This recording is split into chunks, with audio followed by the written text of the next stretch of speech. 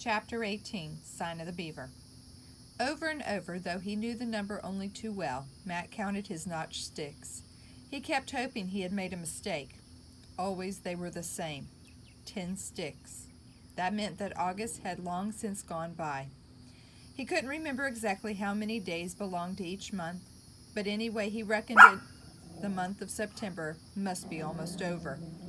He only needed to look about him. The maple trees circling the clearing flamed scarlet. The birches and aspens glowed yellow, holding a sunlight of their own even on misty days.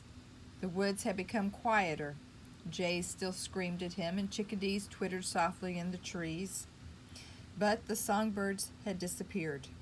Twice he had heard a faraway trumpeting, and had seen long straggles of wild geese that, like trailing smoke high in the air, moving south. In the morning, when he stepped out of the cabin, the frosty air nipped his nose. The noonday was as warm as midsummer, but when he came inside at dusk, he hurried to stir up the fire. There was a chillness inside him as well that neither the sun nor the fire ever quite reached. It seemed to him that day by day the shadow of the forest moved closer to the cabin. Why was his family so late in coming? He was troubled, too, because the autumn weather seemed to have brought about a restlessness in Etienne. There were days when the Indian boy did not come. He never offered a word of explanation. After a day or two, he would simply walk into the cabin and sit down at the table. He rarely suggested that they hunt or fish together. Day after day, Matt tramped the woods alone, trying to shake the doubts that walked beside him like his own shadow. As he walked, Matt was careful to cut blazes in the bark of trees. They gave him courage to walk further into the forest than he had ever dared before, since he was sure of finding his way back to the cabin. He also watched for Indian signs, and sometimes he was sure he had detected one. One day, looking up, he saw on a nearby tree the sign of the turtle. Time to turn back, he told himself. He felt secure now in the territory of the beaver, but he wasn't so certain that a strange people would welcome a white trespasser. As he started to retrace his steps, he heard some distance away the sharp, high-pitched yelp of a dog. It didn't sound threatening, but neither did it sound like the happy, excited bark of a hound that had scented a rabbit. It sounded almost like a scream of a child. When it came again, it died away with a low whining, and he remembered the trapped fox. Etienne had warned him to have nothing to do with a turtle trap, but he hesitated, and the sound came again. No matter what Etienne had told him, he could not bring himself to walk away from that sound. Warily he made his way through the brush. It was a dog, a scrawny Indian dog, dirt-caked and bloody. As Matt moved closer, he saw through the blood the white streak down the side of its face, then the chewed ear and the stubby porcupine quills. Only one dog in the world looked like that. It was caught by its foreleg, just as the fox had been, and it was frantic with pain and fear.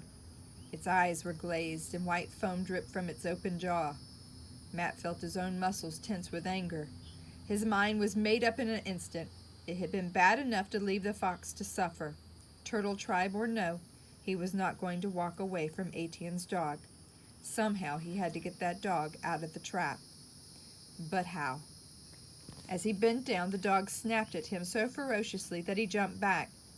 Even if it recognized him, Etienne's dog had never learned to trust him. Now it was too crazed to understand that Matt meant to help. Matt set his teeth and stooped again. This time he got his hands on the steel bands of the trap and gave a tug. With a deep growl, the dog snapped at him again. Matt started, scraping his hand against the steel teeth. He leaped to his feet and stared at the red gash that ran from his knuckles to his wrist. It was no use, he realized. There was no way he could get the trap open with the dog in this maddened state. Somehow he would have to find Etienne. He began to run through the forest back over the way he had come, back along the trails he knew, searching his memory for the sign he remembered that led to the Indian village. Luck was with him. There was the sign of the beaver cut into the tree, and here were the fallen logs. He was never absolutely sure, but he knew he walked in the right direction. And after nearly an hour, to his great relief, he came out on the shore of the river. There was no canoe waiting, as there had been when Etienne had led him there, but the river was narrow and placid. Thank goodness he had grown up near the ocean, and his father had taken him swimming from time he could walk. He left his moccasins hidden under a bush and plunged in. In a few moments he came out dripping with sight of the stockade. He was greeted by a frenzied barking of dogs. They burst through the stockade and rushed toward him, halting only a few feet away, menacing him so furiously that he dared not take another step. Behind them came a group of girls who quieted the dogs with shrill cries and blows. "I have come for Etienne," Matt said when he could make himself heard. The girls stared at him. Tired, wet, and ashamed of showing his fear of the dogs, Matt could not summon up any politeness or dignity. "Etienne!" he repeated impatiently. One girl, bolder than the others, answered him, flaunting her knowledge of the white man's language. "Etienne, not here," she told him. "Then Sackness." "Sackness not here. All gone hunt." Desperately, Matt seized his only remaining chance. "Etienne's grandmother," he demanded. "I must see her." The girls looked at each other uneasily. Matt pulled back his shoulders and tried to put into his voice the stern authority that belonged to Sackness. "It is important," he said. "Please show me where to find her." Amazingly, his blustering had an effect. After some whispering, the girls moved back out of his way. "Come," the leading girl ordered, and he followed her through the gate.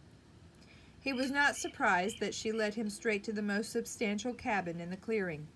He had recognized on the night of the feast that Sackness was a chief. Now facing him in the doorway was a figure even more impressive than the old man. She was an aging woman, gaunt and wrinkled, but still handsome. Her black braids were edged with white. She stood erect, her lips set in a forbidding line, her eyes brilliant, with no hint of welcome. Could he make her understand? Matt wondered in confusion. "I'm sorry, ma'am," he began. "I know you don't want me to come here, but I need help. Etienne's dog is caught in a trap, a steel trap. I tried to open it, but the dog won't let me near it." The woman stared at him. He could not tell whether she had understood a word. He started to speak again when the deerskin curtain was pushed aside and a second figure stood in the doorway. It was a girl, with long black braids hanging over her shoulders. She was dressed in blue with broad bands of red and white beading. Strange, Matt thought, how much alike they looked, the old woman and the girl, standing side by side, so straight and proud. "Me, Marie, sister of Etienne," the girl said in a soft, low voice. "Grandmother not understand. I tell what you say." Matt repeated what he had said and then waited impatiently while she spoke to her grandmother. The woman listened. Finally, her grim lips parted in a single scornful phrase. "Aramis Piswat," she said. "Good-for-nothing dog." Matt's awe vanished in anger. "Tell her maybe it is good for nothing," he ordered the girl. "Etienne is fond of it, and it's hurt bad. We've got to get it out of that trap." There was distress in the girl's eyes as she turned again to her grandmother. He could see she was pleading, and that in spite of herself the old woman was relenting. After a few short words, the girl went into the cabin and came back in a moment holding in her hand a large chunk of meat, a small blanket folded over her arm. "Me go with you," she said. "Dog know me." In his relief, Matt forgot the torn hand he had been holding behind him. Instantly, the old woman moved forward and snatched at it. Her eyes questioned him. "It's nothing," he said hastily. "I almost got the trap open." She gave his arm a tug, commanding him to follow her. "There isn't time," he protested. She silenced him with a string of words of which he understood only the scornful Piswat. "She say dog not go away," the girl explained. "Better you come. Trap may make poison." Having no choice, Matt followed them into the cabin. He saw now that the woman's straight posture had been a matter of pride. She was really very lame and stooped as she walked ahead of him. While she busied herself over the fire, he sat obediently on a low platform and looked about him. He was astonished that the little room, strange and so unlike his mother's kitchen, seemed beautiful. It was very clean. The walls were lined with birch bark and hung with woven mats and baskets of intricate design. The air was sweet with fresh grasses spread on the earth floor. Without speaking, the woman tended him, washing his hand with clean, warm water. From a painted gourd, she scooped a pungent-smelling paste and spread it over the wound, then bound his hand with a length of blue cotton. "Thank you," Matt said, when she had finished. "It feels better." She dismissed him with a grunting imitation of Sackness's "good." The girl who had been watching moved swiftly to the door. As Matt rose to follow her, the grandmother held out to him a slab of cornbread. He had not realized how hungry he was, and he accepted it gratefully. The girl took the lead, brushing aside the curious children and the still suspicious dogs. At the river's edge, she untied a small canoe, and Matt stepped into it, thankful that his half-dried clothes would not have to be drenched again. Once on the forest trail, she set the pace, and he did not find it easy to keep up with her swift, silent stride. She was so like Etienne, though, lighter and more graceful. After a time, Matt ventured to break the silence. "You speak good English," he said. "Etienne tell me about you," she answered. "You tell him good story." "Etienne did not tell me he had a sister." The girl laughed. "Etienne thinks squaw girl not good for much," she said. "Etienne only like to hunt." "I have a sister too," he told her. "She's coming soon." "What's she name?" "Sarah."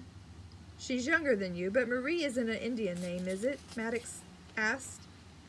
"It's Christian name, me baptized by father." Etienne had never mentioned a priest either, but Matt knew that the French Jesuits had lived with the Indians here in Maine long before the English settlers came. "When my sister comes, will you come with Etienne to see her?" he asked. "It might be so," she answered politely. She sounded as though it never would be. At last she heard the yelping just ahead of them, and they both began to run. Even in his terror, the dog recognized the girl and greeted her with a frantic beating of his tail. He gulped at the meat she held out to him, but he still would not let either of them touch the trap. The girl had prepared for this, and she unfolded the blanket that she carried and threw it over the dog's head and gathered the folds behind him. With surprising strength, she held the struggling bundle tightly in her arms, while Matt took the trap in both hands and slowly forced the jaws open. In a moment the dog was free, escaping the blanket, bounding away from them on 3 legs, the 4th paw dangling at an odd angle. "I'm afraid it's broken," Matt said. He was still breathing hard from the last run and from the effort of tugging those steel jaws apart. "Etienne mend," the girl said, folding up the blanket as calmly as though she were simply tidying up a cabin. The dog hobbled slowly after them along the trail, lying down now and then to lick at the bleeding paw. They made slow progress, and now that the worry was over, Matt was aware how tired he was. It seemed as though he had been walking back and forth over the trail all day, and the way to the village seemed endless. He was thankful when, halfway to the river, he saw Etienne approaching swiftly along the trail. "My grandmother sent me," he explained. "You get dog out." "I couldn't do it alone," Matt admitted. Etienne stood watching the dog as it came limping toward him. "Dog very stupid," he said. "No good for hunt. No good for smell turtle smell. What for I take back such a foolish dog?" His harsh words did not fool Matt for a moment, nor did they fool the dog. The scruffy tail thumped joyfully against the earth. The brown eyes looked up at the Indian boy with adoration. Etienne reached into his pouch and brought out a strip of dried meat, and then he bent and very gently took the broken paw into his hand.